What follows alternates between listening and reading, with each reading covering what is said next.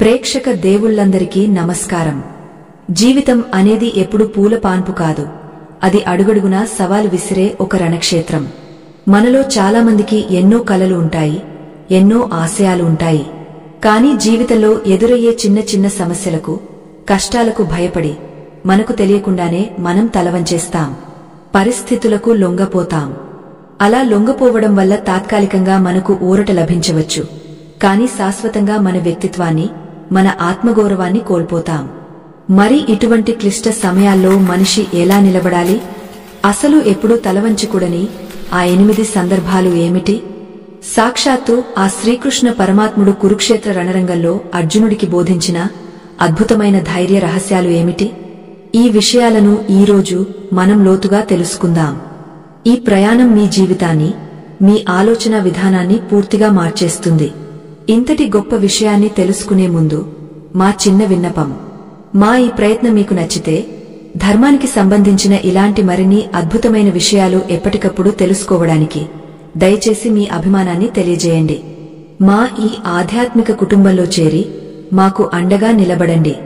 ఈ వీడియోను ఎక్కడా ఆపకుండా చివరి వరకు వినండి, ఎందుకంటే ఇందులో చెప్పబోయే ప్రతి మాట మీ జీవితంలో ఏదో ఒక సందర్భంలో మీకు ఖచ్చితంగా ఉపయోగపడుతుంది. ఇక ఏమాత్రం ఆలస్యం చేయకుండా ఆ పరమాత్ముడి పాదాలకు నమస్కరించి మన కథనంలోకి వెళ్దాం. అది కురుక్షేత్ర రణరంగం. రెండు వైపులా లక్షలాది సైన్యం మోహరించి ఉంది. ఏ క్షణాన అయినా యుద్ధం మొదలయ్యే ఉద్రిక్త వాతావరణం. శంఖారావాలు మారుమోగుతున్నాయి. ఏనుగుల ఫీంకారాలు, గుర్రాల సకిలింపులు, వీరుల నినాదాలతో ఆ ప్రాంతమంతా దద్దరిల్లిపోతోంది. కాని ఆ కోలాహలం మధ్యలో ఒక రథం మాత్రం నిశ్శబ్దంగా నిలిచి ఉంది. ఆ రథం మీద ఉన్నది సామాన్యుడు కాదు, లోకంలోనే గొప్ప విలుకాడు అర్జునుడు. అతని రథసారథిగా సాక్షాత్తు ఆ శ్రీకృష్ణుడు ఉన్నాడు. కాని ఆ సమయంలో అర్జునుడి పరిస్థితి ఎలా ఉంది?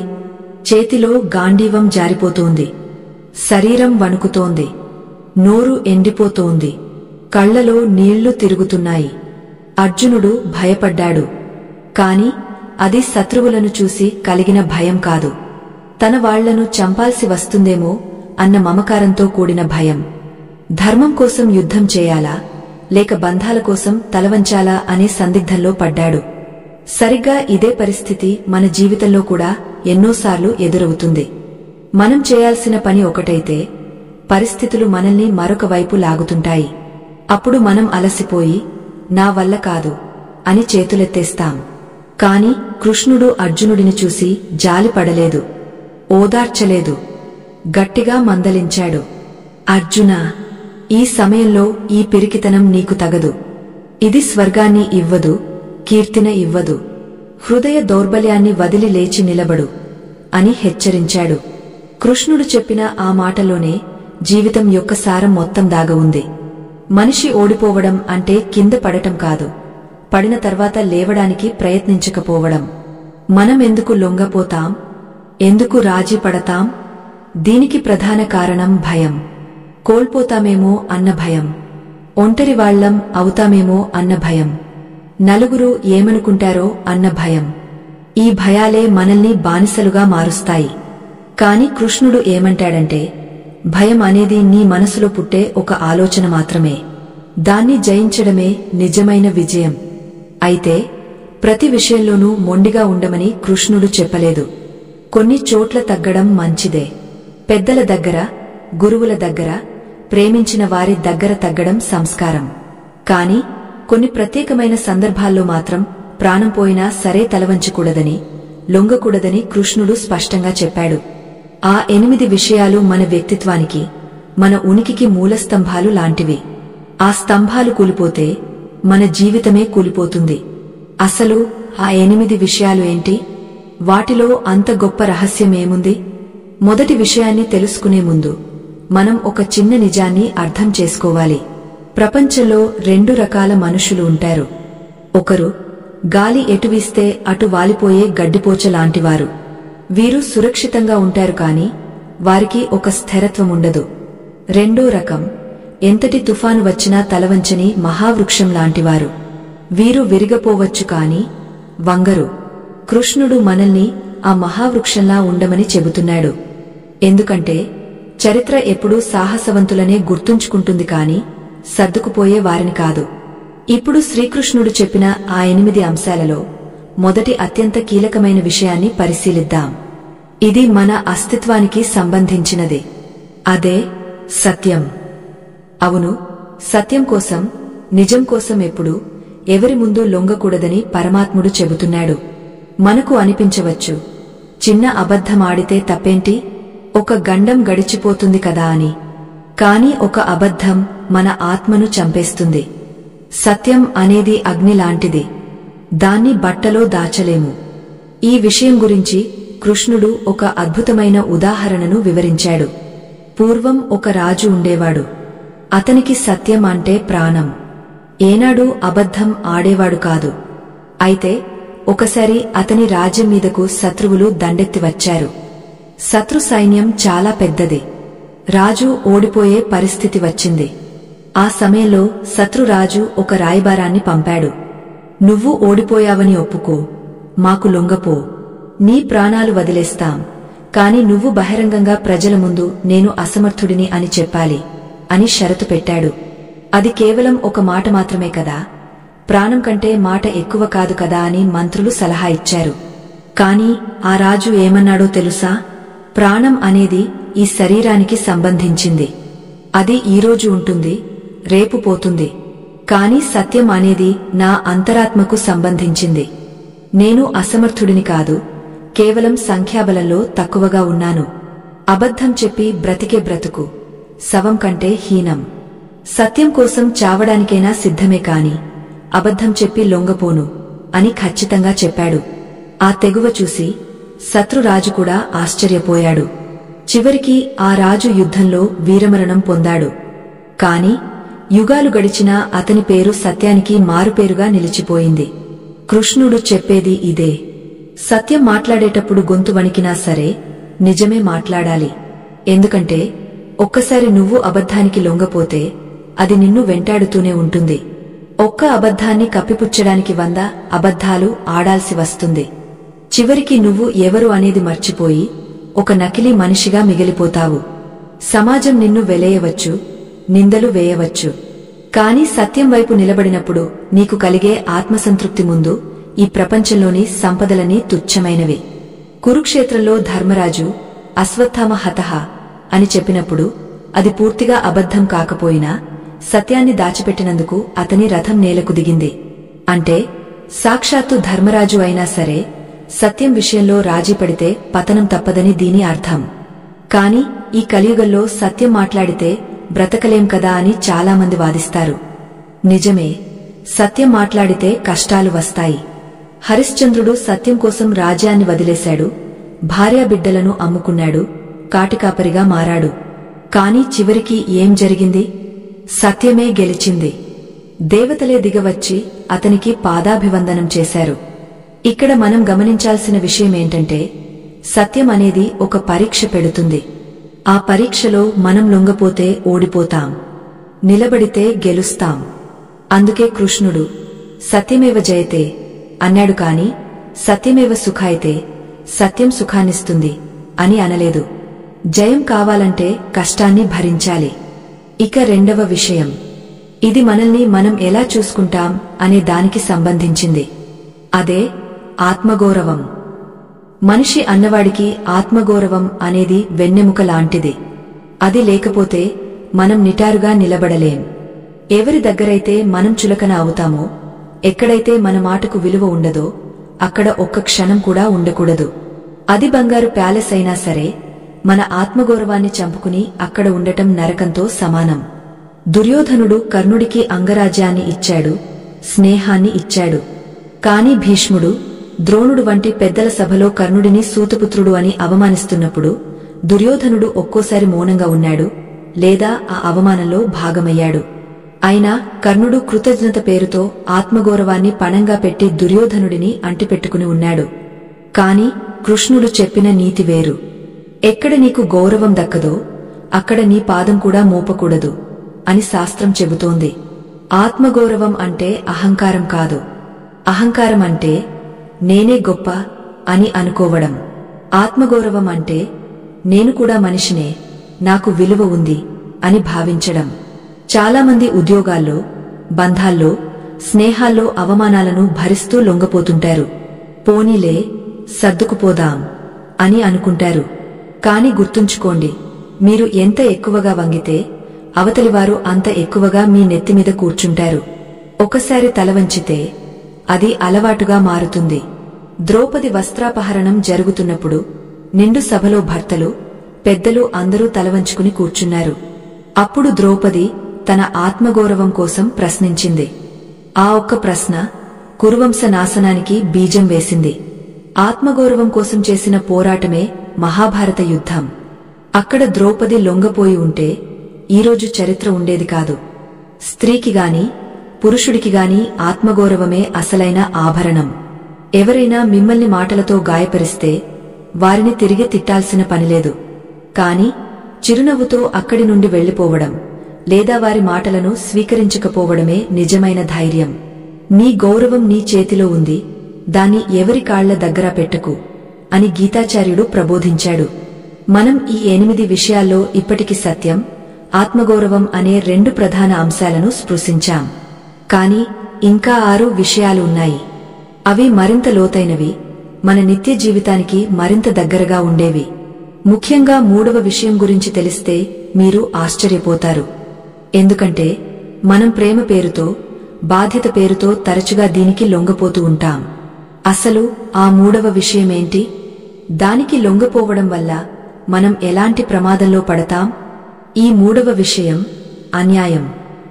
అవును, అన్యాయం జరుగుతున్నప్పుడు చూస్తూ ఊరుకోవడం కూడా అన్యాయం చేసినట్టే అని కృష్ణుడు చెప్పాడు.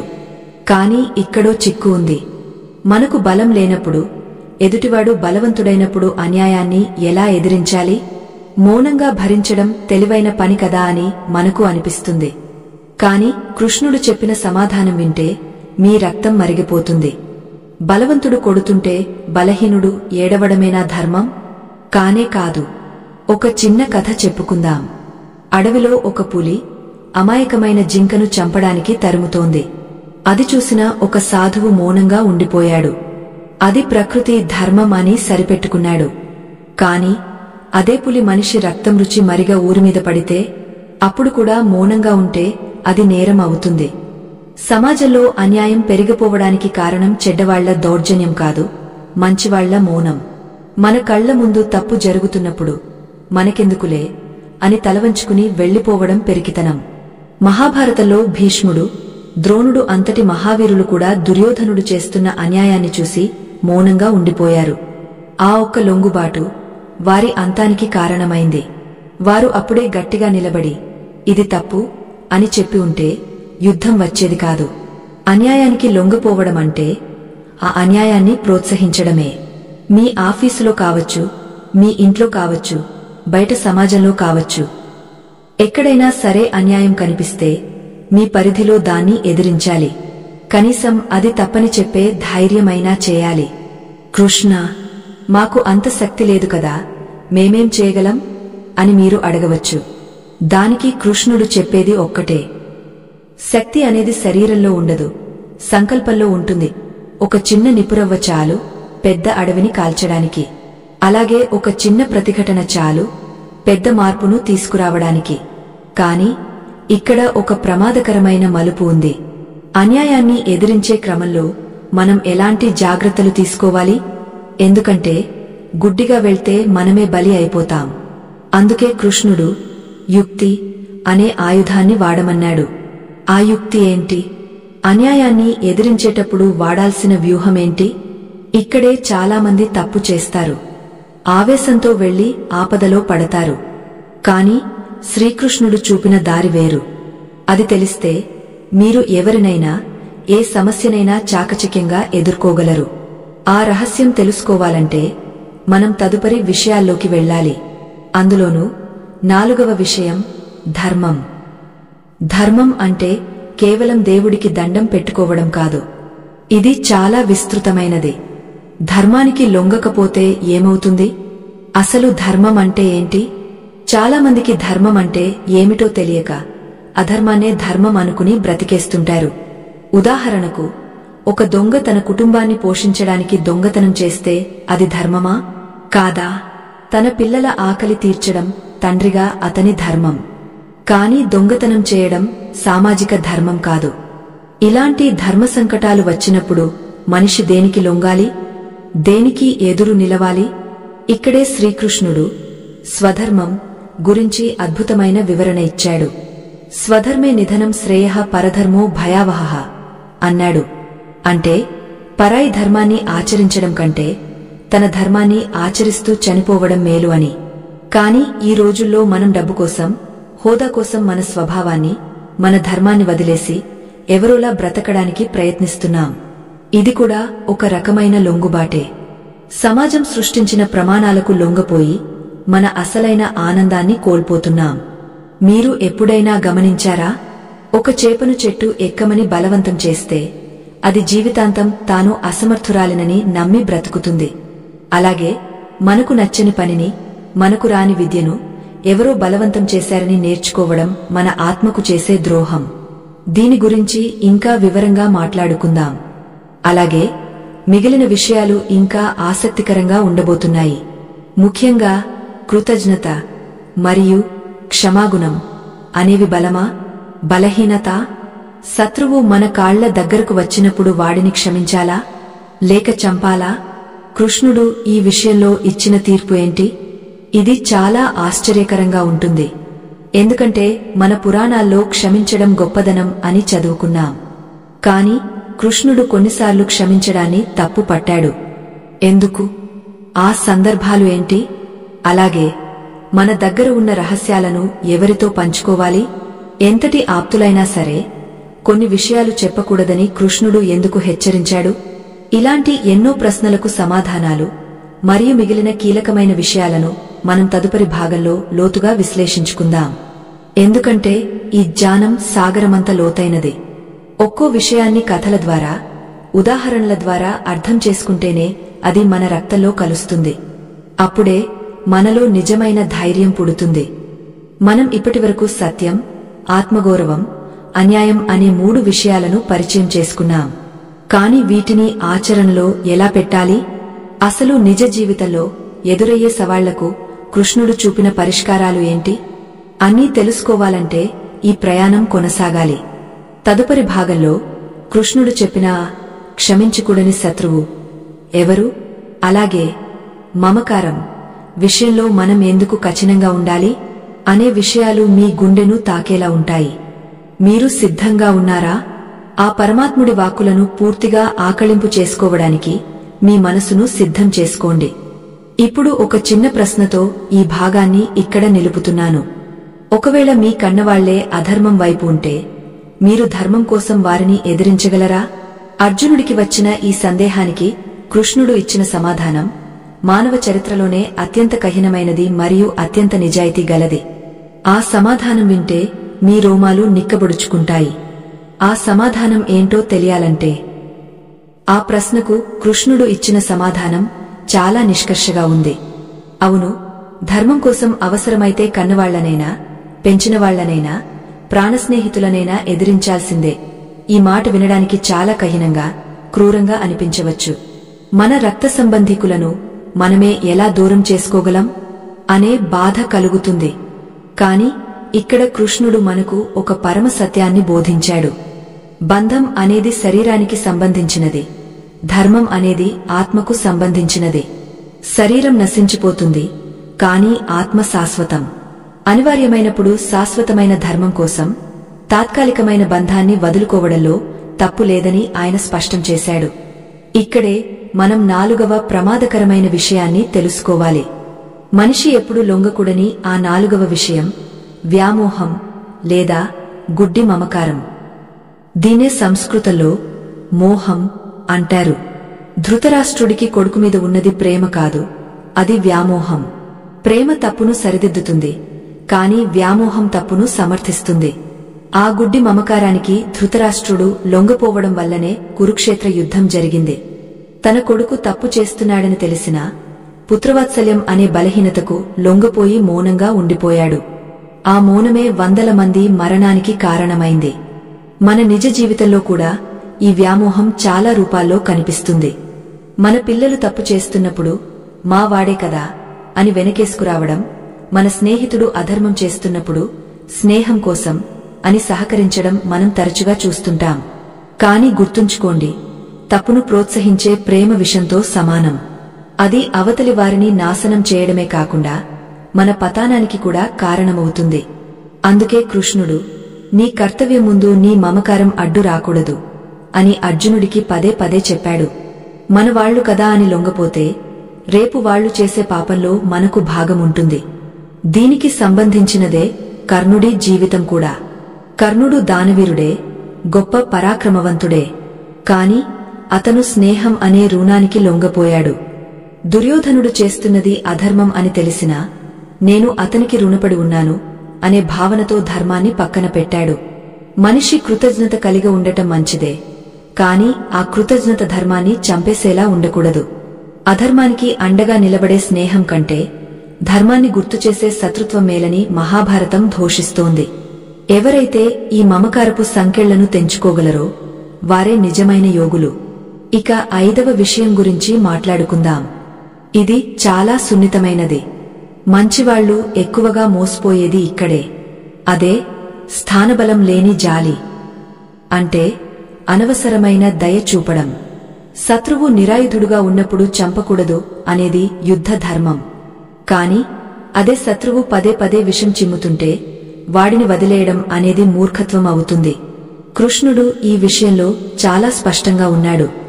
దుష్టుడి మీద దయ చూపడమంటే సజ్జనులను హింసించడమే అని ఆయన అభిప్రాయం. ఒక పాముకు పాలు పోసి పెంచితే అది ఏదో ఒకరోజు కాటు వేయక మానదు. అలాగే స్వభావరీత్యా చెడ్డవారిని మనం ఎంత క్షమించినా వారు మారరు సరికదా. మన ఉదార స్వభావాన్ని వాళ్లు మన బలహీనతగా భావిస్తారు. మహాభారత యుద్ధంలో అర్జునుడు శత్రువులను చూసి జాలిపడ్డాడు. వీళ్లంతా నా బంధువులు, వీళ్లను చంపి నేను రాజ్యమేలాలా అని కన్నీరు పెట్టుకున్నాడు. అప్పుడు కృష్ణుడు అర్జునుడిని చూసి, ఇది జాలి కాదు, ఇది మనోదౌర్బల్యం. నీ శత్రువులు నీమీద జాలి చూపరు. వారు ధర్మాన్ని ఎప్పుడో చంపేశారు. ఇప్పుడు నువ్వు జాలిపడితే అది అధర్మానికి విజయం చేకూర్చినట్టే అని మందలించాడు. మన జీవితంలో కూడా కొందరు మనల్ని వాడుకుంటారు, మోసం చేస్తారు. మళ్లీ వచ్చి కన్నీళ్లు పెట్టుకోగానే మనం కరిగిపోతాం. పాపం కదా అని మళ్లీ అవకాశమిస్తాం. కాని మనిషి ఈ పాపం అనే భావనకు ఎప్పుడూ లొంగకూడదు. మోసగాడి కన్నీళ్లకు లొంగపోవడమంటే నిన్ను నువ్వు మోసం చేసుకోవడమే. క్షమాగుణం గొప్పదే, కాని అది పశ్చాత్తాపం ఉన్నవాడికి మాత్రమే ఇవ్వాలి, కుట్రలు చేసేవాడికి కాదు. శిశుపాలుడు 100 తప్పులు చేసేవరకు కృష్ణుడు ఓపిక పట్టాడు. కాని 101 తప్పు చేసినప్పుడు ఏమాత్రం ఆలోచించకుండా శిరస్సు ఖండించాడు. అంటే సహనానికి కూడా ఒక హద్దు ఉండాలి. ఆ హద్దు దాటితే సంహరించడమే ధర్మం. ఇప్పుడు 6వ విషయం వైపు వెళ్దాం. ఇది మనిషి ప్రగతికి, విజయానికి అతి పెద్ద అడ్డుగోడ. మనం తరచుగా దీనికి బానిసలం అయిపోతుంటాం. అదే సోమరితనం లేదా వాయిదా వేసే గుణం. కృష్ణుడు కర్మ సిద్ధాంతాన్ని ఎంత బలంగా నమ్మాడంటే ఒక్క క్షణం కూడా కర్మ చేయకుండా మనిషి ఉండలేడు అని చెప్పాడు. కాని మనం ఏం చేస్తాం? రేపు చేద్దాంలే, ఇంకా సమయముంది కదా అని పనులను వాయిదా వేస్తాం. లేదా నా తలరాత బాగోలేదు, అందుకే నేను ఇలా ఉన్నాను అని విధిని నిందిస్తూ కూర్చుంటాం. కృష్ణుడు ఈ ధోరణిని పూర్తిగా వ్యతిరేకించాడు. నీ భవిష్యత్తు నీ చేతుల్లోనే ఉంది. విధిని నిందించడం పిరికివాడి లక్షణం అని ఆయన బోధ. కురుక్షేత్ర యుద్ధం జరగాలని ముందే రాసిపెట్టి ఉన్నా అర్జునుడిని యుద్ధం చేయమని కృష్ణుడు ఎందుకు ప్రోత్సహించాడు? ఎందుకంటే ఫలితం దేవుడి చేతిలో ఉన్నా ప్రయత్నం మనిషి చేతిలో ఉండాలి. సోమరితనానికి లొంగిపోవడం అంటే మరణానికి దగ్గరవ్వడమే. నిద్ర, ఆలస్యం, భయం ఇవి మనిషిని లోపలి నుండి తినేసే చెదపురుగులు. ఎవరైతే నాకు మూడ్ లేదు, నాకు ఇంట్రెస్ట్ లేదు అని సాకులు చెబుతారో వారు జీవితంలో ఎప్పటికీ ముందుకు వెళ్లలేరు. విజయం అనేది కష్టపడేవారికి దాసోహం అవుతుంది కాని కారణాలు చెప్పేవారికి కాదు. కృష్ణుడు ఉదయం నుండి రాత్రి వరకు నిరంతరం ఏదో ఒక పనిలో నిమగ్నమై ఉండేవాడు. ఆయన దేవుడే ఉండి కూడా కర్మను ఆచరించాడు, కేవలం మనకు మార్గనిర్దేశం చేయడం కోసమే.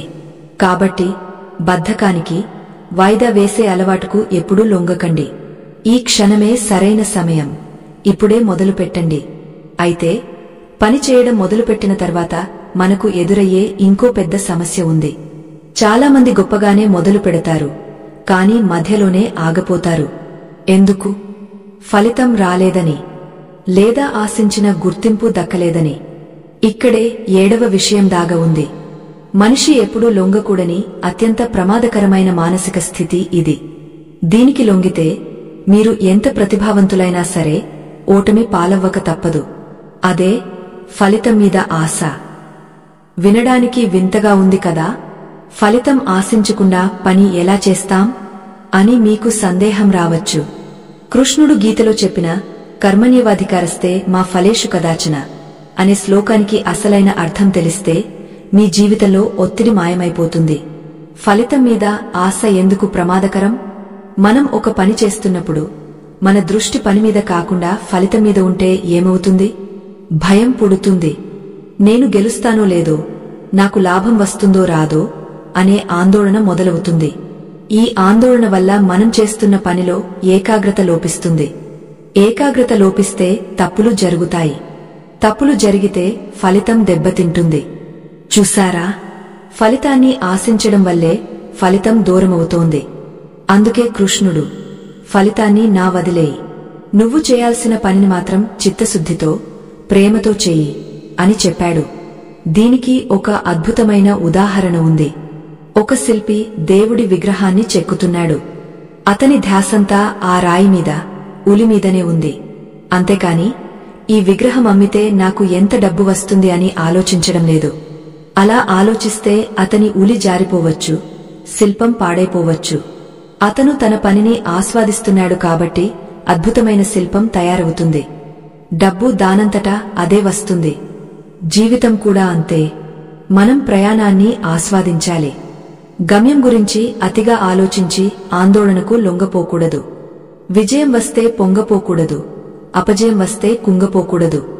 ఈ సమస్థితినే యోగం అంటారు. పరిస్థితులు ఎలా ఉన్నా మన ప్రయత్నం మాత్రం ఆగకూడదు. కాని మనం తరచుగా ఫలితం రావడం ఆలస్యమైతే నిరాశకు లొంగపోతాం. ఆ నిరాశ మనల్ని తప్పు దారిలో నడిపిస్తుంది. షార్ట్ కట్స్ వెతికేలా చేస్తుంది. అడ్డదారులు ఎప్పుడూ ప్రమాదకరమే. ఇప్పటివరకు మనం 6 విషయాలను దాటుకుని వచ్చాం. సత్యం, ఆత్మగౌరవం, అన్యాయం, వ్యామోహం, జాలి, సోమరితనం. ఈ 6 విషయాల్లో లొంగకూడదని తెలుసుకున్నాం. ఇంకా 2 అత్యంత శక్తివంతమైన విషయాలు మిగిలి ఉన్నాయి. ఇవి మన మనసును, మన ఇంద్రియాలను నియంత్రించేవి. ముఖ్యంగా 8వ విషయం గురించి తెలిస్తే అసలు మనిషి దుఃఖానికి మూలకారణం అదేనని మీకు అర్థమవుతుంది. కాని అంతకంటే ముందు 7వ విషయంలో ఒక చిన్న ట్విస్ట్ ఉంది. మనం ఇతరుల మాటలకు, విమర్శలకు లొంగాలా వద్దా? లోకం కాకులు అంటారు కదా. మరి ఆ కాకుల గోలకు భయపడి మనం మన దారి మార్చుకోవాలా? శ్రీకృష్ణుడు నిందలను ఎలా స్వీకరించాడు? గాంధారి శపించినప్పుడు కృష్ణుడు నవ్వుతూ ఎందుకు స్వీకరించాడు? ఆ రహస్యం తెలిస్తే రేపటి నుండి మిమ్మల్ని ఎవరు విమర్శించినా మీరు బాధపడరు.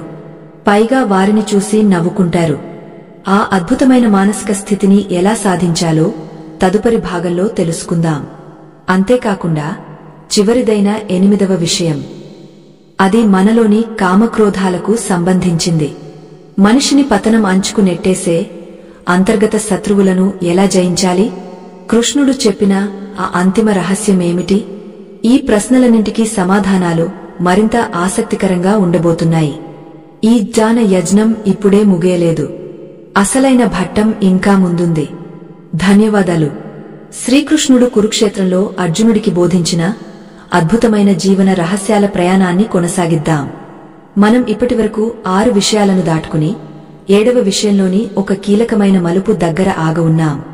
అదే లోకనింద లేదా విమర్శ. మనిషి ఎప్పుడూ లొంగకూడని, భయపడకూడని మరొక ప్రధానమైన విషయం ఇదే. నలుగురు ఏమనుకుంటారు అనే ఈ ఒక్క ప్రశ్న మన జీవితాలను, మన కలలను ఎలా చంపేస్తుందో ఇప్పుడు లోతుగా పరిశీలిద్దాం. శ్రీకృష్ణుడు తన జీవితాంతం ఎన్నో నిందలను మోశాడు. ఆయన పుట్టకముందే ఆయన గురించి భయపడ్డారు. పుట్టిన తర్వాత వెన్న దొంగ అని, గోపికల మనసు దొచ్చుకున్నవాడని, మాయలమారి అని, చివరికి కురుక్షేత్ర యుద్ధానికి కారకుడని ఎన్నో నిందలు వేశారు. అయినా కృష్ణుడు ఏనాడూ ఆ నిందలకు లొంగపోయి తన పనిని ఆపలేదు. గాంధారి శాపం ఇచ్చిన ఘట్టం మనందరికీ తెలిసిందే. కురుక్షేత్ర యుద్ధం ముగిశాక తన 100 మంది కొడుకులు చనిపోయారని తెలుసుకున్న గాంధారి ఆ దున్హకంలో, ఆక్రోశంలో కృష్ణుడిని శపించింది. నా వంశం ఎలా నాశనమైందో నీ యదు వంశం కూడా అలానే నాశనమవుతుంది అని ఘోరమైన శాపమిచ్చింది. సాధారణ మనిషి అయితే ఆ మాటకు భయపడి, అమ్మో శాపమా అని కాళ్లమీద పడి వేడుకునేవాడు. లేదా నేను చేసింది ధర్మమే కదా, నన్నెందుకు శపిస్తున్నావు అని గొడవ పడేవాడు. కాని కృష్ణుడు ఏం చేశాడు? చిరునవ్వుతో ఆ శాపాన్ని స్వీకరించాడు. తల్లీ, నీ దున్హకం నాకు అర్థమవుతోంది. సృష్టి నియమం ప్రకారం పుట్టినవారికి గిట్టక తప్పదు. యదువంశం అహంకారంతో విర్రవీగుతోంది. వారి నాశనం అనివార్యం. దానికి నువ్వు ఒక నిమిత్తం మాత్రమే అని చాలా ప్రశాంతంగా సమాధానమిచ్చాడు. ఇక్కడ మనం నేర్చుకోవాల్సిన పాఠం చాలా గొప్పది. మనం ధర్మం వైపు ఉన్నప్పుడు ఎదుటివారు మనల్ని తప్పుబట్టినా, శపించినా, విమర్శించినా మనం చలించకూడదు. లోకం తీరు చాలా విచిత్రమైనది. మీరు ఏ పని చేయకపోయినా విమర్శిస్తుంది, ఏదైనా గొప్ప పని చేసినా విమర్శిస్తుంది. ఒక చిన్న కథ చెప్పుకుందాం. ఒక తండ్రి కొడుకులు ఒక గాడిదను తీసుకుని ఊరిమీద వెళ్తున్నారు. ఇద్దరు నడుచుకుంటూ వెళ్తుంటే జనమన్నారు, చూడండి ఎంత మూర్ఖులో, గాడిద ఉండగా నడుస్తున్నారు అని. సరే అని తండ్రి గాడిద ఎక్కాడు. అప్పుడు జనం, చూడండి ఆ ముసలివాడికి ఎంత కయ్యిన మనసో, చిన్నపిల్లాడిని నడిపిస్తున్నాడు అన్నారు. సరే అని తండ్రిదిగా కొడుకును ఎక్కించాడు. అప్పుడు జనం, ఈ కాలం పిల్లలకు మర్యాద లేదు, తండ్రిని నడిపిస్తున్నాడు అన్నారు. పోనీ ఇద్దరూ ఎక్కుదాం అని ఇద్దరు గాడిద ఎక్కారు. అప్పుడు జనం, అయ్యో ఆ మూగజీవిని చంపేస్తున్నారు అని రాళ్లు విసిరారు. చూశారా, మనం ఎవరినీ సంతృప్తి పరచలేం. అందుకే కృష్ణుడు లోకనిందకు భయపడి నీ కర్తవ్యాన్ని వదలకూడదు అని చెప్పాడు. రాముడు లోకనిందకు భయపడి సీతను అడవులకు పంపాడు. అది రాముడి అంతరంగంలో ఎంత పెద్ద గాయాన్ని మిగిల్చిందో మనకు తెలుసు. సీత అగ్నిప్రవేశం చేసి తన పవిత్రతను నిరూపించుకున్నా లోకం అనుమానిస్తూనే ఉంది. కాబట్టి ఎప్పుడైతే మీ అంతరాత్మ నువ్వు చేసేది రైట్ అని చెబుతుందో, అప్పుడు బయట ప్రపంచం ఏమనుకున్నా సరే తలవంచకుండా ముందుకు వెళ్ళాలి. విమర్శ అనేది ఒక ఉచిత సలహా లాంటిది.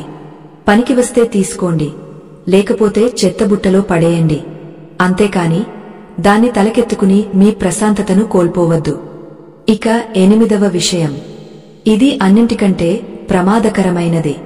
పైన చెప్పిన 7 విషయాలు బయట ప్రపంచానికి సంబంధించినవైతే, ఈ 8వ విషయం మన లోపల జరిగే యుద్ధానికి సంబంధించినది.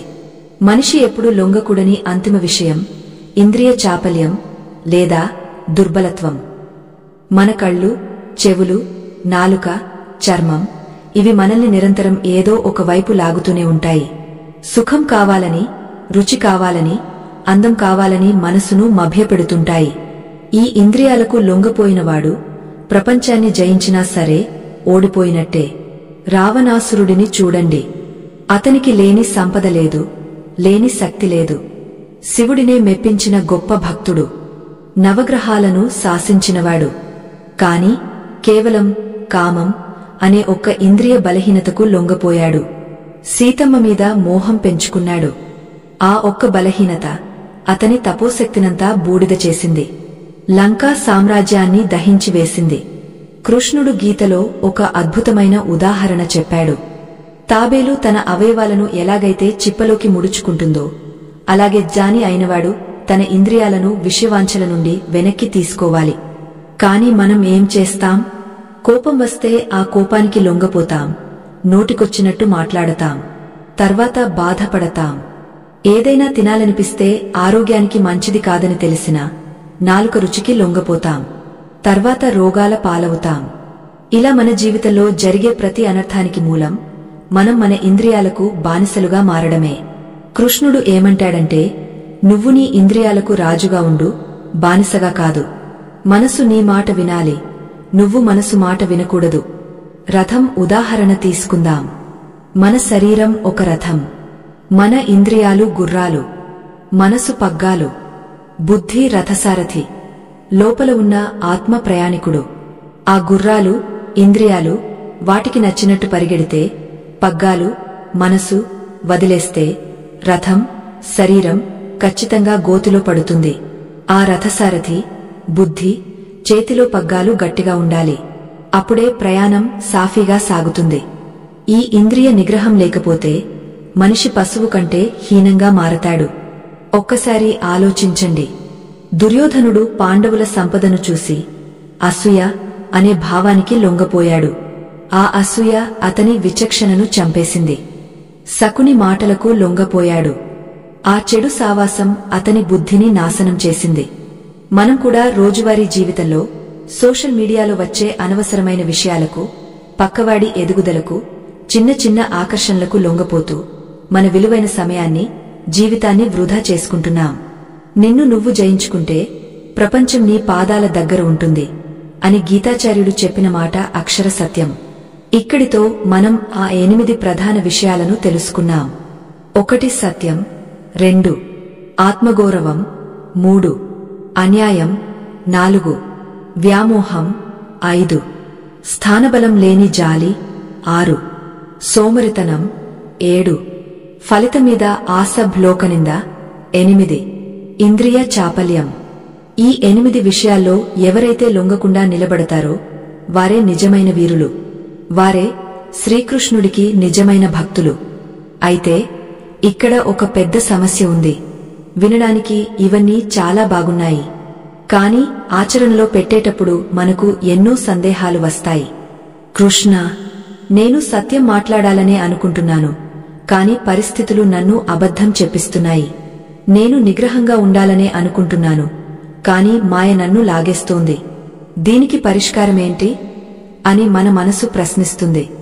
కేవలం ఈ విషయాలు తెలిస్తే సరిపోదు.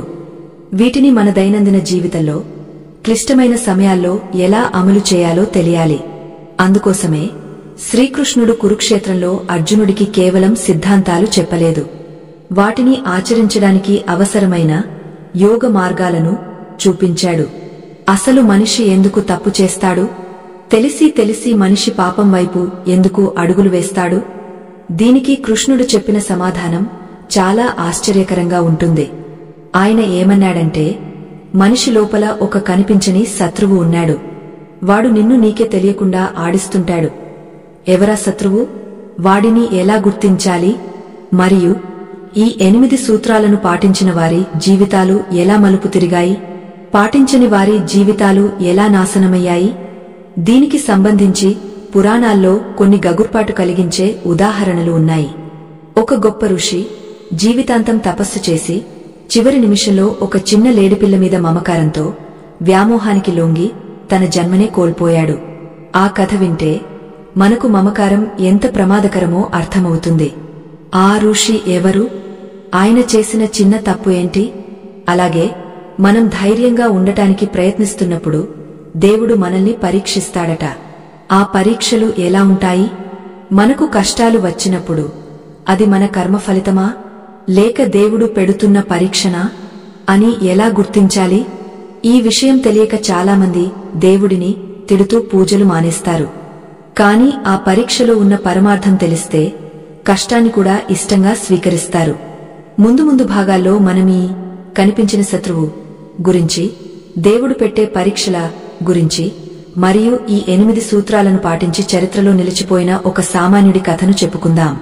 ఈ కథ మీ కళ్లలో నీళ్లు తెప్పిస్తుంది, మీ గుండెకు ధైర్యాన్ని నింపుతుంది. అసలైన ఆధ్యాత్మిక ప్రయాణం ఇప్పుడు మరింత లోతుగా వెళ్లబోతోంది. ఇప్పటిదాకా మనం పాఠ్యం విన్నాం. ఇప్పుడు ఆ పాఠాన్ని జీవితానికి ఎలా అన్వయించుకోవాలో నేర్చుకోబోతున్నాం. మీరు సిద్ధంగా ఉండండి, ఎందుకంటే తదుపరి భాగంలో మనం చెప్పుకోబోయే ఆ భరతుడి కథ రామాయణంలోని భరతుడు కాదు, మరొక భరతుడు. మరియు అజామినుడి చరిత్ర పాపపుణ్యాల లెక్కలను ఎలా తారుమారు చేశాయో చూద్దాం. ఒకవేళ మీరు ఇప్పటిదాకా ఎన్నో తప్పులు చేసి ఉన్నా, ఎన్నోసార్లు లొంగపోయి ఉన్నా, ఇప్పుడు నేను ఏం చేయాలి, నాకు మోక్షం లేదా అని భయపడుతుంటే కృష్ణుడు మీకోసం ఒక అద్భుతమైన మార్గాన్ని తెరిచి ఉంచాడు. అదే శరణాగతి. అది ఎలా పనిచేస్తుందో తెలియాలంటే శ్రీకృష్ణుడు గీతలో ఒక అద్భుతమైన సత్యాన్ని చెప్పాడు. అర్జునుడు ఒకసారి కృష్ణుడిని అమాయకంగా అడుగుతాడు, కృష్ణ, మనిషికి పాపం చేయాలని లేకపోయినా ఎవరూ బలవంతంగా చేయిస్తున్నట్టుగా ఎందుకు తప్పు చేస్తాడు? ఆ శక్తి ఏది అని. ఇది మన అందరి ప్రశ్న. మనకు కోప్పడాలని ఉండదు, కాని కోపం వస్తుంది. మనకు చెడు అలవాట్లకు బానిస కావాలని ఉండదు, కాని అయిపోతాం. మనల్ని వెనక నుండి తోస్తున్న ఆ శక్తి ఏది? దానికి పరమాత్ముడు ఇచ్చిన సమాధానం చాలా స్పష్టం. కామ ఏష క్రోధ ఏష రజోగుణ సముద్భవః. అంటే మనలో ఉండే రజోగుణం నుండి పుట్టిన కామము, తీరని కోరిక, మరియు ఆ కోరిక తీరినప్పుడు పుట్టే క్రోధము, కోపం. ఇవే ఆ అదృశ్య శత్రువులు. ఇవి అగ్నిలాంటివి, ఎంత వేసినా ఇంకా కావాలని అడుగుతూనే ఉంటాయి. పొగ నిప్పును కప్పేసినట్టు, దుమ్ము అద్దం మీద పేరుకుపోయినట్టు ఈ కోరికలు మన జ్ఞానాన్ని కప్పేస్తాయి. మన ముందు భాగంలో చెప్పుకున్న 8 విషయాల్లో ఈ అంతర్గత శత్రువులకు లొంగపోవడం అనేది అత్యంత ప్రమాదకరమైనది. ఎందుకంటే బయట శత్రువు కనిపిస్తాడు, వాడితో యుద్ధం చేయవచ్చు. కాని లోపల ఉన్న శత్రువు మన రూపంలోనే ఉంటాడు. పర్లేదులే, ఒక్కసారే కదా, ఎవరు చూస్తున్నారులే అని మన మనసులో మాయమాటలు చెబుతుంటాడు. వాడికి లొంగపోతే మన పతనం మనకు తెలియకుండానే జరిగిపోతుంది. దీనికి సంబంధించి పురాణాల్లో జడభరతుడి కథ ఒక కళ్ళు తెరిపించే గుణపాయం. ఇందాక మనం చెప్పుకున్న మరొక భరతుడు, ఇతనే. పూర్వం భరతుడు అనే మహారాజు ఉండేవాడు. అతను ఎంత గొప్పవాడంటే ఈ దేశానికి భారతదేశం అనే పేరు అతని వల్లే వచ్చింది. అతను రాజ్యాన్ని, భోగాలను, కుటుంబాన్ని అన్నింటినీ వదిలేసి మోక్షం కోసం అడవికి వెళ్లాడు. అంతటి త్యాగం చేసినవాడు, ఆఖరికి వేటికి లొంగనివాడు అడవిలో ఒంటరిగా తపస్సు చేసుకుంటున్నాడు. అయితే విధి ఆడిన నాటకం చూడండి. ఒకరోజు అతను నదిలో స్నానం చేస్తుండగా ఒక గర్భవతి అయిన లేడీ జింక సింహానికి భయపడి నదిని దాటడానికి దూకింది. ఆ భయానికి అది నీటిలోనే ప్రసవించి అక్కడే మరణించింది. ఆ చిన్న లేడిపిల్ల నీటిలో కొట్టుకుపోతుంటే భరతుడి మనసు కరిగింది. జాలి అనే గుణానికి లొంగపోయాడు. మనం పార్ట్ 2లో చెప్పుకున్న స్థానబలం లేని జాలి లేదా వ్యామోహం. దాన్ని ఒడ్డుకు చేర్చాడు. అక్కడితో ఆగ ఉంటే అది ధర్మం అయ్యేది. కాని అతను దాన్ని తన ఆశ్రమానికి తీసుకెళ్లాడు. దానికి గడ్డి పెట్టాడు, నీళ్లు పట్టాడు. మెల్లగా అతని ధ్యాస దేవుడి మీద నుండి ఆ లేడిపిల్ల మీదకు మళ్ళింది. అయ్యో, నేను లేకపోతే దీనికి ఎవరు తిండి పెడతారు? ఏ పులి వచ్చి చంపేస్తుందో అని నిరంతరం దాని గురించే చింతించడం మొదలుపెట్టాడు. రాజ్యాన్ని గడ్డిపోచులా వదిలేసినవాడు ఒక లేడిపిల్ల మోహంలో చిక్కుకున్నాడు. చివరకు అతని మరణ సమయం ఆసన్నమైంది. ఆ చివరి క్షణంలో కూడా అతని మనసులో నారాయణ అనే నామం లేదు, నా లేడిపిల్ల ఏమైపోతుందో అనే ఆలోచనే ఉంది. ఫలితం శాస్త్రం ఏం చెబుతోందంటే అంతే యా మతింహ సా గతింహ. అంటే చనిపోయేటప్పుడు మనసులో ఏ ఆలోచన ఉంటుందో తర్వాతి జన్మ అదే వస్తుంది. భరతుడు అంతటి త్యాగధనుడైనప్పటికీ మరుసటి జన్మలో జింకగా పుట్టాల్సి వచ్చింది. చూశారా, వ్యామోహం అనే బలహీనతకు ఒక్కసారి లొంగితే జన్మజన్మల పుణ్యం కూడా బూడిదలో పోసిన పన్నీరు అవుతుంది. మనిషి ఎప్పుడు దేనికి ఎవరికీ అతిగా అతుక్కోకూడదు. బాధ్యతను నిర్వర్తించాలి, కాని బంధంలో చిక్కుకోకూడదు. కృష్ణుడు చెప్పిన అనాసక్తి ఇదే. తామరాకు మీద నీటిబొట్టులా ఉండాలి కాని నీటిలో మునిగిపోకూడదు. అయితే ఇప్పుడు మీకు ఒక భయంకరమైన సందేహం రావచ్చు. కృష్ణ, భరతుడు అంతటి గొప్పవాడే చిన్న తప్పుకు జింకగా పుట్టాడు కదా, మరి మేము తెలిసి తెలియక ఎన్నో తప్పులు చేశాం. మా పరిస్థితి ఏంటి? మాకు మోక్షం లేదా? మేము చేసిన పాపాలకు ఇక నరకమే గతా అని. ఇక్కడే మనకు అజామిలుడి కథ ఒక ఆశను కల్పిస్తుంది. భరతుడి కథలో మనిషి పతనం కనిపిస్తే అజామిలుడి కథలో మనిషి ఉద్ధరణ కనిపిస్తుంది.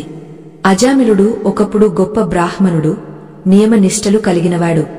కాని యవ్వనంలో ఒక దాసి స్త్రీ మీద మోహం పెంచుకున్నాడు. ఇంద్రియ చాపల్యానికి లొంగపోయాడు. మనం చెప్పుకున్న 8వ విషయం. ఆమె కోసం కన్నవాళ్లను గెంటేశాడు. ధర్మానికి లొంగలేదు, అధర్మానికి లొంగాడు. ఆమె కోరికలు తీర్చడానికి దొంగతనాలు చేశాడు, జూదం ఆడాడు, మద్యం తాగాడు. మనం చెప్పుకున్న అన్ని కూడని పనులకు అతను లొంగపోయాడు. 80 ఏళ్లు వచ్చాయి. మంచం పట్టాడు. చనిపోయే సమయం వచ్చింది. యమధర్మరాజు తన భటులను పంపాడు. భయంకరమైన యమదూతలు పాశాలతో వచ్చారు. వారిని చూడగానే అజామిలుడికి వెన్నులో వణుకు పుట్టింది. భయంతో గొంతు పెగలడం లేదు. ఆ సమయంలో అతని దగ్గరలో అతని చిన్న కొడుకు ఆడుకుంటున్నాడు. ఆ కొడుకు పేరు నారాయణ.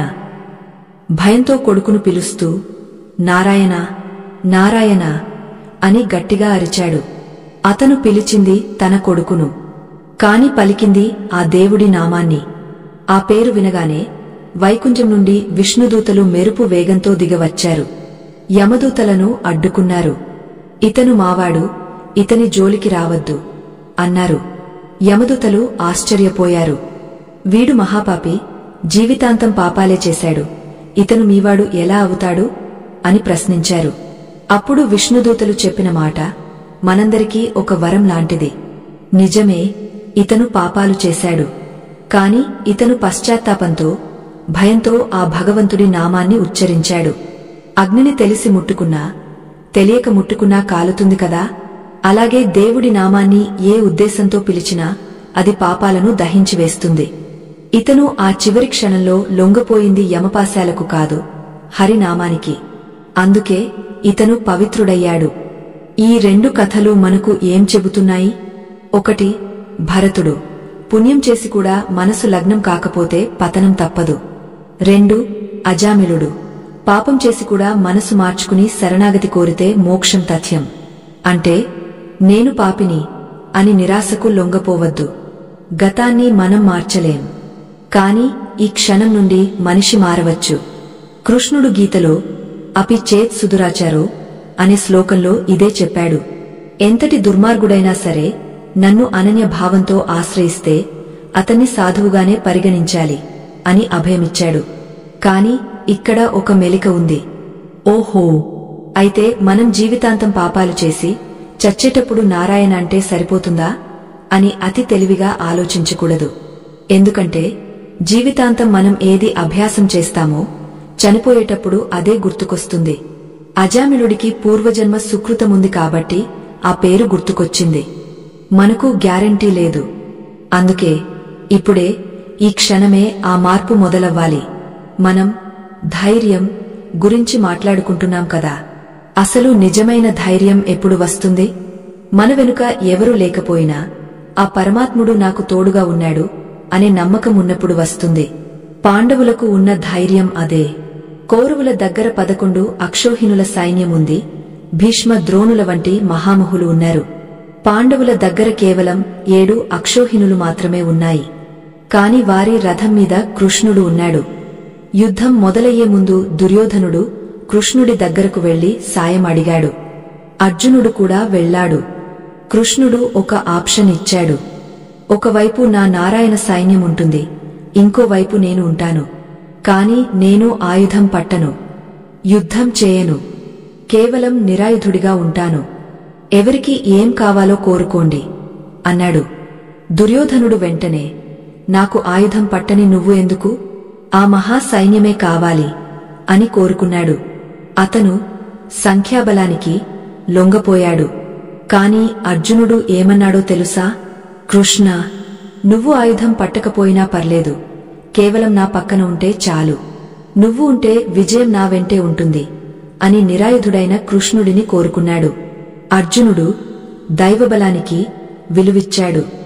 ఈరోజు మన జీవితాల్లో మనం చేస్తున్న తప్పు ఇదే. మనం దుర్యోధనుడిలాగా డబ్బును, పలుకుబడిని, మనుషులను నమ్ముకుంటున్నాం. కాని అర్జునుడిలాగా ధర్మాన్ని, దైవాన్ని నమ్ముకోవడం లేదు. సమస్య రాగానే నాకు ఆ పొలిటీషియన్ తెలుసు, ఈ ఆఫీసర్ తెలుసు అని ఫోన్లు చేస్తాం. కాని కళ్ళు మూసుకుని దేవుడిని ప్రార్థించం. ఎప్పుడైతే మనిషి బాహ్య ప్రపంచం మీద ఆధారపడటం మానేసి అంతర్గత శక్తి మీద ఆధారపడతాడో అప్పుడే అతనికి అసలైన ధైర్యం వస్తుంది. ఈ ప్రయాణంలో మనం ఇంకో ముఖ్యమైన విషయాన్ని అర్థం చేసుకోవాలి. అదే దేవుడు పెట్టే పరీక్షలు. చాలామందికి ఒక అపోహ ఉంది, నేను పూజలు చేస్తున్నాను కదా, నాకెందుకు కష్టాలు వస్తున్నాయి అని. గుర్తుంచుకోండి, బంగారాన్ని వంకిగా మార్చాలంటే నిప్పులో కాల్చాలి, సుత్తితో కొట్టాలి. అప్పుడే దానికి ఆభరణం విలువ వస్తుంది. అలాగే దేవుడు మనకు కష్టాలు ఇస్తున్నాడంటే మనల్ని ఏదో గొప్ప కార్యానికి సిద్ధం చేస్తున్నాడని అర్థం. కుంతీదేవి కృష్ణుడిని ఏం వరం అడిగిందో తెలుసా? కృష్ణ, మాకు ఎప్పుడూ ఆపదలే ఇవ్వు అని అడిగింది. కృష్ణుడు ఆశ్చర్యపోయి, ఎందుకు అత్తా అని అడిగితే ఆమె చెప్పింది, సుఖంలో ఉంటే నిన్ను మర్చిపోతాం కృష్ణ, కష్టాల్లో ఉంటేనే నిరంతరం నిన్ను స్మరిస్తాం, నీ స్మరణే మాకు రక్ష అని. ఎంత గొప్ప ఆలోచన! కష్టాన్ని చూసి భయపడి లొంగపోవడం సామాన్యుడి లక్షణం. కష్టాన్ని కూడా దేవుడి ప్రసాదంగా స్వీకరించి దాన్ని ఎదిరించి నిలబడటం ధీరుడి లక్షణం. కాని ఇవన్నీ సాధించాలంటే మన మనసులో ఉండే 3 గుణాలను మనం అర్థం చేసుకోవాలి. సత్వ, రజ, తమో గుణాలు. ఇవి 3 తాళ్ల లాంటివి, మనల్ని బొమ్మలా ఆడిస్తుంటాయి. అసలు ఈ 3 గుణాలు ఎలా పనిచేస్తాయి? మనం ఏ గుణంలో ఉన్నామో ఎలా తెలుసుకోవాలి? ఉదాహరణకు, మీరు ఉదయాన్నే లేవాలని అలారం పెట్టుకున్నారు.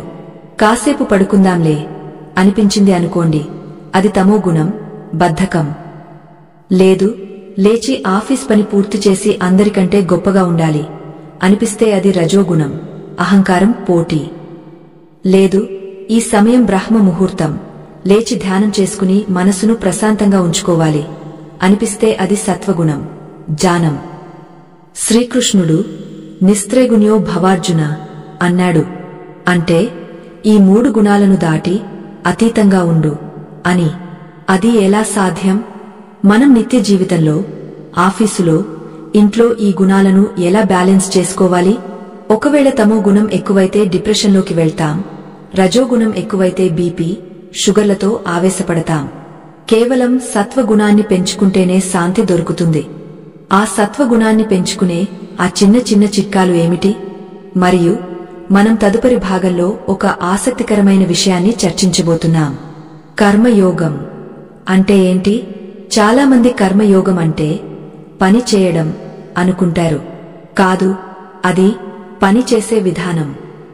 ఒక గృహిణి వంట చేయడం కూడా యోగమే, ఒక సాఫ్ట్వేర్ ఇంజనీర్ కోడింగ్ చేయడం కూడా యోగమే. కానీ అది ఎలా చేయాలో తెలియకపోతే అదే పని మనకు ఒత్తిడిని, దుంహకాన్ని ఇస్తుంది.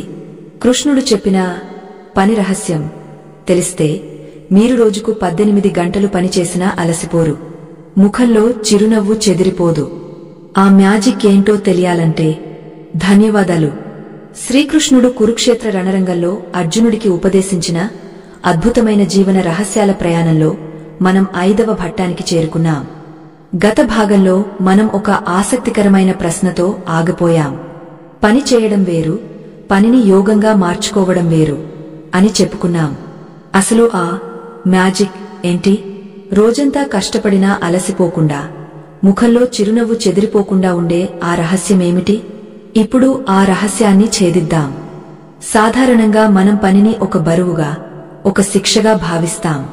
అబ్బా, ఈరోజు మళ్లీ ఆఫీస్కి వెళ్లాలా, ఈ వంట పని నాకే దొరికిందా అని విసుక్కుంటూ చేస్తాం. ఎప్పుడైతే మనసులో విసుగు ఉంటుందో అప్పుడు శరీరం తొందరగా అలసిపోతుంది. మానసిక అలసట శారీరక అలసటగా మారుతుంది. కాని కృష్ణుడు చెప్పిన కర్మయోగం అంటే పనిని ప్రేమించడం, పనిని దైవ కార్యంగా భావించడం. దీనికి ఒక చక్కటి ఉదాహరణ ఉంది. ఒకసారి ఒక మార్గంలో 3 వ్యక్తులు రాళ్లు కొడుతున్నారు. అటుగా వెళ్తున్న ఒక బాటసారి మొదటి వ్యక్తిని అడిగాడు, ఏం చేస్తున్నావు అని. దానికి ఆ వ్యక్తి కోపంగా, కళ్ళు కనిపించడం లేదా, రాళ్లు కొడుతున్నాను, నా కర్మకాలి ఇలా బ్రతుకుతున్నాను అని విసుక్కున్నాడు. బాటసారి రెండో వ్యక్తి దగ్గరకు వెళ్లి అదే ప్రశ్న అడిగాడు. అతను, నా భార్యాబిడ్డల కడుపు నింపాలి కదా, అందుకే కష్టపడి పనిచేస్తున్నాను అని బాధ్యతగా చెప్పాడు. బాటసారి మూడో వ్యక్తి దగ్గరకు వెళ్లాడు. అతను చాలా ఉత్సాహంగా పాట పాడుకుంటూ రాళ్లు కొడుతున్నాడు. ఏం చేస్తున్నావు అని అడిగితే అతను ఆనందంగా, నేను ఆ దేవుడి కోసం ఒక అందమైన ఆలయాన్ని కడుతున్నాను అని చెప్పాడు. గమనించారా? ముగ్గురు చేస్తున్న పని ఒక్కటే, రాళ్లు కొట్టడం. కాని వారి భావన వేరు. మొదటివాడికి అది బానిసత్వం, నరకం. రెండోవాడికి అది బాధ్యత, లౌకికం. మూడోవాడికి అది ఆరాధన, యోగం. ఎప్పుడైతే నేను నా బాస్ కోసం పని చేస్తున్నాను అనుకుంటారో అప్పుడు ఒత్తిడి ఉంటుంది. అదే నేను ఈ సమాజానికి సేవ చేస్తున్నాను, ఇది నా చేతుల మీదుగా జరుగుతున్న దైవకార్యం అనుకుంటే ఆ పనిలో ఒక పవిత్రత వస్తుంది. ఆ పవిత్రతే మీకు శక్తిని ఇస్తుంది.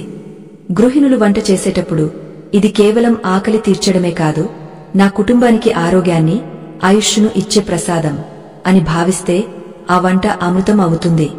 వారిలో అలసట మాయమవుతుంది. శ్రీకృష్ణుడు అర్జునుడిని యుద్ధం చేయమన్నది కూడా ఇదే భావనతో. రాజ్యం కోసం యుద్ధం చేస్తే అది స్వార్థం, ధర్మం కోసం యుద్ధం చేస్తే అది యజ్ఞం అని చెప్పాడు. కాబట్టి మనం లొంగకూడని మరొక విషయం అసహనం. పని పట్ల, జీవితం పట్ల అసహనానికి లొంగకూడదు. ఎప్పుడైతే మనం చేసే ప్రతి చిన్న పనిని దైవార్పణగా మారుస్తామో అప్పుడు ఫలితం గురించి భయం ఉండదు. విజయం వస్తే అది దేవుడి ప్రసాదం, అపజయం వస్తే అది దేవుడి పరీక్ష, రెండూ మన మంచికే. ఈ భావన ఉంటే డిప్రెషన్, ఆందోళన మన దరిదాపుల్లోకి కూడా రావు. అయితే ఈ మానసిక స్థితిని సాధించాలంటే మన ఆహారపు అలవాట్లు కూడా చాలా ముఖ్యం. మనం 7వ భాగంలో ఇంద్రియ నిగ్రహం గురించి మాట్లాడుకున్నాం కదా. అందులో నాలుక ప్రధానమైనది. మనం తినే ఆహారం కేవలం శరీరాన్నే కాదు, మనసును కూడా తయారు చేస్తుంది. కృష్ణుడు గీతలో ఆహారాన్ని 3 రకాలుగా విభజించాడు: సాత్విక, రాజసిక, తామసిక ఆహారాలు. మనం ఎప్పుడు రుచికి లొంగపోయి తామసిక ఆహారం, నిల్వ ఉంచినవి, బాగా వేయించినవి, మత్తు కలిగించేవి తింటాం. దీనివల్ల మనలో సోమరితనం, నిద్ర, అజ్ఞానం పెరుగుతాయి. అలాగే బాగా కారంగా, పుల్లగా, మసాలాలు ఎక్కువగా ఉండే రాజసిక ఆహారం తింటే మనలో ఆవేశం, కోపం, చంచల స్వభావం పెరుగుతాయి. అందుకే ఈ రోజుల్లో చాలామందికి చిన్నదానికే కోపం వచ్చేస్తుంది. మనం తినే ఆహారం మన రక్తాన్ని వేడెక్కిస్తోంది. ఇక సాత్విక ఆహారం, తాజా పండ్లు, కూరగాయలు, నెయ్యి, పాలు తింటే మనసు ప్రశాంతంగా ఉంటుంది, బుద్ధి చురుగ్గా పనిచేస్తుంది. కాబట్టి మనం లొంగకూడని మరో విషయం జిహ్వ చాపల్యం, నాలుక కోరిక. మీ మనసు మీ మాట వినాలంటే ముందు మీ ఆహారం మారాలి. నేను మారాలి అనుకుంటే సరిపోదు, ఆ మార్పు మీ కంచంలో మొదలవ్వాలి.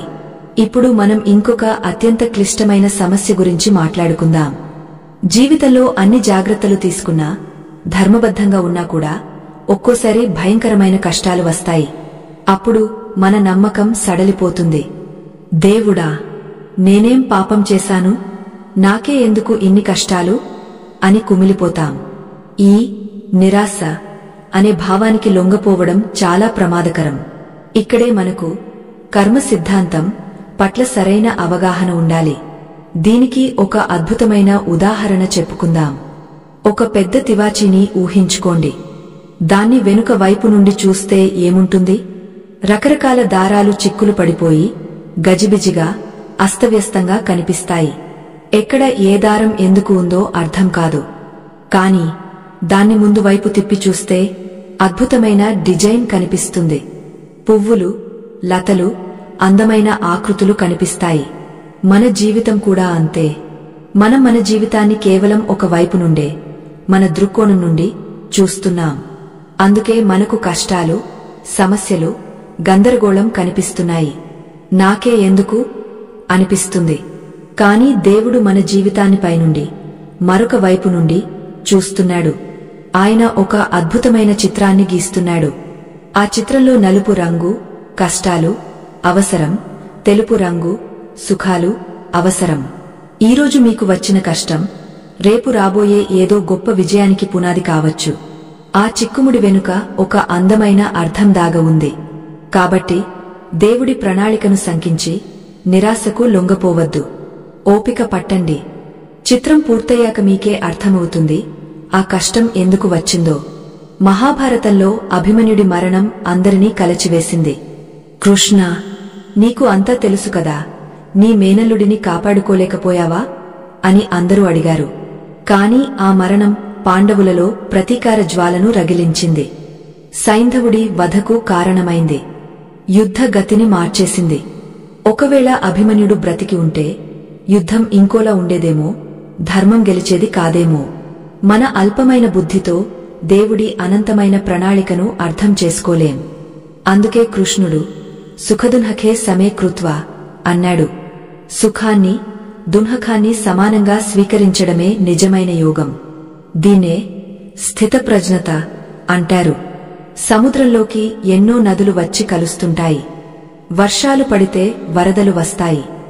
ఎండలు కాస్తే నీరు ఆవిరవుతుంది.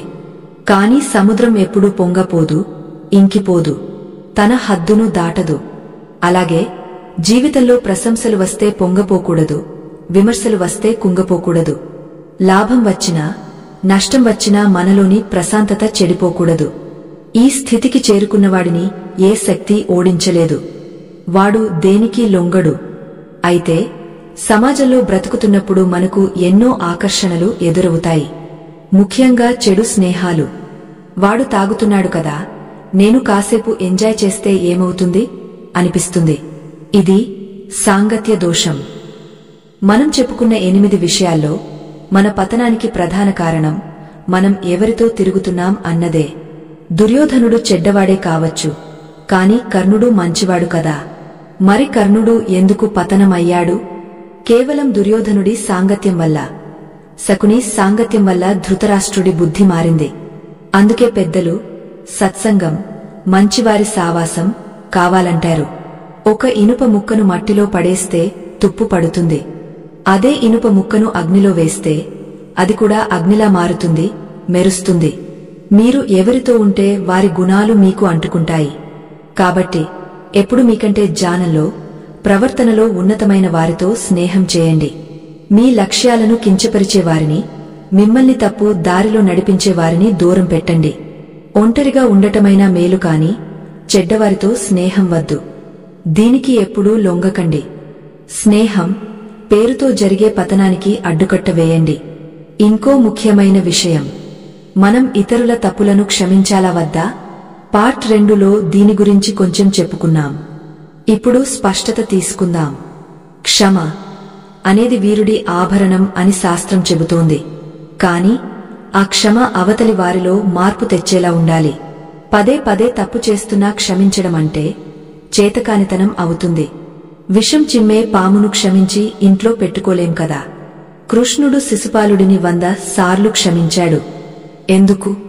అతనికి మారడానికి అవకాశం ఇచ్చాడు. కాని 100 దాటాక ఇక ఇతను మారడు అని తెలిసాక సంహరించాడు. అలాగే మన జీవితంలో కూడా ఎవరైనా మనకు హాని చేస్తే మొదట వారికి నచ్చజెప్పాలి లేదా హెచ్చరించాలి. అప్పటికీ మారకపోతే వారిని మన జీవితం నుండి పూర్తిగా బహిష్కరించాలి. అది ద్వేషంతో కాదు, మన ఆత్మరక్షణ కోసం. క్షమించడం అంటే మర్చిపోవడం కాదు, ఆ సంఘటన తాలూకు బాధను మనసులో మోయకుండా ఉండటం. పగ, ప్రతీకారం అనేవి మనల్ని కాల్చేసే నిప్పులు. ఎదుటివాడిని నాశనం చేయడం కోసం మనం విషం తాగకూడదు. వాడిని కర్మకు వదిలేసి మనం మన పనిలో ముందుకు వెళ్లడమే నిజమైన గెలుపు. మనం ఇప్పటివరకు మనిషి లొంగకూడని ఎన్నో విషయాలను, ఆచరించాల్సిన ధర్మాలను, కర్మ సిద్ధాంతాలను, మనసును అదుపులో ఉంచుకునే మార్గాలను చర్చించుకున్నాం. ఇవన్నీ వినడానికి బాగున్నాయి. కాని సామాన్య మానవుడిగా ఇవన్నీ గుర్తుపెట్టుకుని ప్రతిక్షణం అప్రమత్తంగా ఉండటం సాధ్యమేనా? తప్పులు జరగవా? ఖచ్చితంగా జరుగుతాయి. మనం ఋషులం కాదు, మనుషులం. మనకు బలహీనతలు ఉంటాయి. మరి దీనికి పరిష్కారం లేదా? ఇంత కఠినమైన నియమాలు పాటించలేకపోతే మనకు గతి లేదా? ఇక్కడే శ్రీకృష్ణుడు తన పరమ రహస్యాన్ని, అత్యంత సులభమైన మార్గాన్ని చివరి అస్త్రంగా దాచి ఉంచాడు. అదే గీతలో చెప్పిన సర్వధర్మాన్ పరిత్యజ్య. ఈ ఒక్క శ్లోకం అర్థమైతే పైన చెప్పిన నియమాలన్నీ వాటంతటా అవే పాటింపబడతాయి. అసలు ఆ శ్లోకంలో కృష్ణుడు ఇచ్చిన ఆ బంపర్ ఆఫరేంటి? నువ్వు ఏ ధర్మాలు పాటించక్కర్లేదు, నా దగ్గరకు రా అని ఎందుకు అన్నాడు? దాని అంతరార్థం తెలిస్తే మీరు ఆశ్చర్యపోతారు. మరియు కృష్ణుడు కురుక్షేత్రంలో చూపించిన విశ్వరూపం కేవలం అర్జునుడి భయాన్ని పోగొట్టడానికేనా? కాదు. ఆ విశ్వరూపంలో మనందరికీ ఒక హెచ్చరిక, ఒక భరోసా రెండు ఉన్నాయి. ఆ రూపం చూసిన తర్వాత అర్జునుడికి ఏమనిపించింది? మనిషి జీవితంలో ఎప్పుడైనా నేను గొప్పవాడిని అనే అహంకారం వస్తే ఈ విశ్వరూప దర్శనం గురించి ఒక్కసారి తలుచుకుంటే చాలు, ఆ అహంకారం పటాపంచలైపోతుంది. మన ఈ ప్రయాణం చివరి దశకు చేరుకుంది. రాబోయే చివరి భాగంలో శ్రీకృష్ణుడు చెప్పిన ఆ 8 విషయాల సారాంశాన్ని ఒక్క ముక్కలో తెలుసుకుందాం. అలాగే కలియుగంలో మనం ఎలా బ్రతకాలి, ఈ పోటీ ప్రపంచంలో ధర్మాన్ని, విజయాన్ని రెండింటినీ ఎలా సాధించాలి అనే దానికి కృష్ణుడు ఇచ్చిన అంతిమ సందేశాన్ని విందాం. ఈ చివరి భాగం మీ జీవితానికి ఒక కొత్త దిశను చూపిస్తుంది. అది ముగింపు కాదు, ఒక కొత్త ఆరంభం. ఆ అద్భుతమైన ముగింపు కోసం ధన్యవాదాలు. శ్రీకృష్ణ పరమాత్ముడు మానవాళికి అందించిన అద్భుతమైన జ్ఞాన ప్రవాహంలో మనం చివరి మజిలికి చేరుకున్నాం. ఇన్నాళ్లుగా మనం తెలుసుకున్న ఆ 8 సూత్రాలు, కథలు, ఉదాహరణలు అన్నీ ఒక ఎత్తు అయితే, ఇప్పుడు మనం చెప్పుకోబోయే ముగింపు మరొక ఎత్తు. ఇది కేవలం ఈ వీడియోకి ముగింపు మాత్రమే కాదు, మీ జీవితంలో ఒక కొత్త అధ్యాయానికి ప్రారంభం. గత భాగంలో మనం ఒక మాట అనుకున్నాం. ఏ నియమాలు పాటించలేకపోతే మన గతి ఏంటి? కృష్ణుడు ఇచ్చిన ఆ చివరి బంపర్ ఆఫర్ ఏంటి అని. ఇప్పుడు ఆ పరమ రహస్యాన్ని విప్పి చెబుతాను. భగవద్గీతలో 18 అధ్యాయాలు, 700 శ్లోకాలు ఉన్నాయి. అర్జునుడు అవన్నీ విన్నాడు. కర్మయోగం, జ్ఞానయోగం, భక్తియోగం, ధ్యానయోగం, ఇలా ఎన్నో క్లిష్టమైన విషయాలు విన్నాడు. చివరికి అతని బుర్ర వేడెక్కిపోయింది. కృష్ణ, ఇవన్నీ ఆచరించడం నా వల్ల అయ్యే పనేనా? మనసును గాలిలా నిగ్రహించాలంటావు, కర్మ చేసి ఫలితం వదలాలంటావు. సామాన్య మనిషిగా నాకు ఇవన్నీ కష్టంగా ఉన్నాయి. నాకు సులభమైన దారి ఏదైనా ఉంటే చెప్పు అని దీనంగా అడిగాడు. అప్పుడు కృష్ణుడు చిరునవ్వుతో చెప్పిన శ్లోకమే సర్వధర్మాన్ పరిత్యజ్య మామేకం శరణం వ్రజ. దీని అర్థం చాలా లోతైనది. అర్జునా, నువ్వు ఏ ధర్మాలు పాటించలేకపోయినా పర్లేదు, ఏ పూజలు చేయకపోయినా పర్లేదు, ఏ యోగాలు చేయకపోయినా పర్లేదు, వాటన్నిటినీ పక్కన పెట్టి నన్ను ఒక్కడినే శరణు కోరు. నీ అహంకారాన్ని, నేను అనే భావనను పూర్తిగా వదిలేసి నా కాళ్ల దగ్గర పడేయి. అప్పుడు నీ పాపాలన్నింటినీ నేను కడిగేస్తాను, నీకు మోక్షాన్ని ఇస్తాను. నువ్వు దేనికి భయపడాల్సిన పనిలేదు అని హామీ ఇచ్చాడు. చూశారా, ఎంత గొప్ప భరోసా ఇది! మనం జీవితంలో ఎందుకు లొంగపోతాం, ఎందుకు భయపడతాం? నేను చేస్తున్నాను అనుకోవడం వల్లే కదా. నేను గెలవాలి, నేను సంపాదించాలి, నేను కాపాడుకోవాలి అనే ఈ నేను అనే అహంకారమే మన భయానికి మూలం. ఆ బరువును మన తలమీద పెట్టుకున్నంతకాలం మనం వంగపోతూనే ఉంటాం. కాని ఇదంతా దేవుడు చేస్తున్నాడు. నేను కేవలం ఒక నిమిత్తమాత్రుడిని, ఆయన ఆడించినట్టు ఆడతాను అని ఆ బరువును దేవుడి మీద వేస్తే మనం స్వేచ్ఛగా, ధైర్యంగా నిలబడతాం. అప్పుడు మనల్ని ఏ సమస్య లొంగదీయలేదు. దీనిని నిరూపించడానికే కృష్ణుడు అర్జునుడికి విశ్వరూపం చూపించాడు. కురుక్షేత్రంలో అర్జునుడు, నేను నా గురువును చంపాలా, నా తాతను చంపాలా అని భయపడ్డాడు. అప్పుడు కృష్ణుడు తన విరాట్ రూపాన్ని ప్రదర్శించాడు. అందులో అర్జునుడు ఏం చూశాడు? భీష్ముడు, ద్రోణుడు, కర్ణుడు, దుర్యోధనుడు అందరూ అప్పటికే కృష్ణుడి నోటిలోకి వేగంగా వెళ్లిపోతున్నారు. అంటే కాలరుపుడైన పరమాత్ముడి దృష్టిలో వాళ్లంతా ఎప్పుడో చనిపోయారు. అర్జునుడు కేవలం బాణాలు వేయడం అనే ఒక నాటకం మాత్రమే చేయాలి. ఈ దర్శనం తర్వాత అర్జునుడికి అర్థమైంది. ఓహో, నేనెవరిని చంపడానికి, బతికించడానికి? జరిగేది ఎలాగూ జరుగుతుంది. నా చేతిలో ఏమీ లేదు. నా కర్తవ్యం యుద్ధం చేయడం మాత్రమే. ఫలితం ఆయన నిర్ణయం అని తెలుసుకున్నాడు. ఆ క్షణమే అతని చేతిలోని వణుకు ఆగిపోయింది. గాంధీవం గట్టిగా పట్టుకున్నాడు. కరిష్యే వచనం తవ, నువ్వు చెప్పినట్టే చేస్తాను కృష్ణ అని యుద్ధానికి సిద్ధమయ్యాడు. మన జీవితంలో కూడా అంతే. మనం కేవలం ప్రయత్నం చేయాలి, మిగిలినది ఆ పైవాడికి వదిలేయాలి. ఈ సత్యాన్ని గ్రహించినవాడు ఎక్కడా, ఎప్పుడూ లొంగడు. ఇప్పుడు మనం చెప్పుకున్న ఆ 8 విషయాలను ఒక్కసారి నెమరు వేసుకుందాం. ఇవి కేవలం పదాలు కాదు, మన ఆత్మకు కవచాలు. సత్యం, ప్రాణం పోయినా సరే సత్యాన్ని వదలకూడదు. ఎందుకంటే సత్యమే దేవుడి స్వరూపం. ఆత్మగౌరవం ఎక్కడ విలువ లేదో అక్కడ ఉండకూడదు. మన ఆత్మగౌరవమే మన అస్తిత్వం. అన్యాయాన్ని చూస్తూ ఊరుకోకూడదు. మౌనం కూడా నేరమే. వ్యామోహం ప్రేమ వేరు, మమకారం వేరు. బంధాలకు లొంగ ధర్మాన్ని తప్పకూడదు. జాలి దుష్టుల మీద జాలి చూపడం మంచివారికి హాని చేయడమే. సోమరితనం కాలం చాలా విలువైనది. వాయిదా వేసే అలవాటుకు లొంగితే జీవితం చేజారిపోతుంది. ఫలితం లోకనింద. లోకం ఏమనుకుంటుందో అని భయపడకూడదు. పని చేయడం మన ధర్మం, ఫలితం దైవాధీనం. ఇంద్రియ చాపల్యం మనసును, కోరికలను జయించినవాడే నిజమైన రాజు. వీటికి బానిస కాకూడదు. ఈ కలియుగంలో మనం అడవులకు వెళ్లి తపస్సు చేయలేం. మరి ఈ రణగుణ ధ్వనుల మధ్య, ఈ పోటీ ప్రపంచంలో మనం ధైర్యంగా ఎలా బ్రతకాలి? కృష్ణుడు దీనికి తామరాకు ఉదాహరణ ఇచ్చాడు. తామరాకు నీటిలోనే పుడుతుంది, నీటిలోనే పెరుగుతుంది. కాని ఒక్క నీటి బొట్టు కూడా దానికి అంటుకోదు. మనం కూడా ఈ సమాజంలోనే ఉండాలి. డబ్బు సంపాదించాలి, కుటుంబంతో ఉండాలి, ఉద్యోగాలు చేయాలి. కాని దేనికి అతిగా అతుక్కోకూడదు. కష్టసుఖాలు వస్తుంటాయి, పోతుంటాయి. వాటిని చూసి సాక్షిభూతంగా నిలబడాలి. మీరు ఆఫీసులో పని చేస్తున్నారా? చేయండి. కాని ఆ పదవి శాశ్వతం అనుకోకండి. వ్యాపారం చేస్తున్నారా? లాభం కోసం ప్రయత్నించండి. కాని డబ్బే ప్రపంచం అనుకోకండి. కుటుంబాన్ని ప్రేమిస్తున్నారా?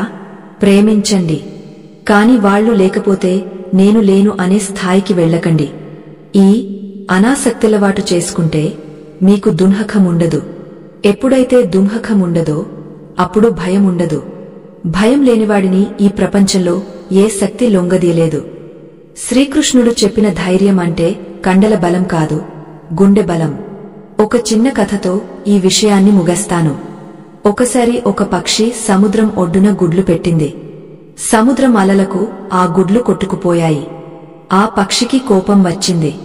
సముద్రాన్ని ఎండగట్టేస్తాను అని ప్రతిజ్ఞ చేసింది.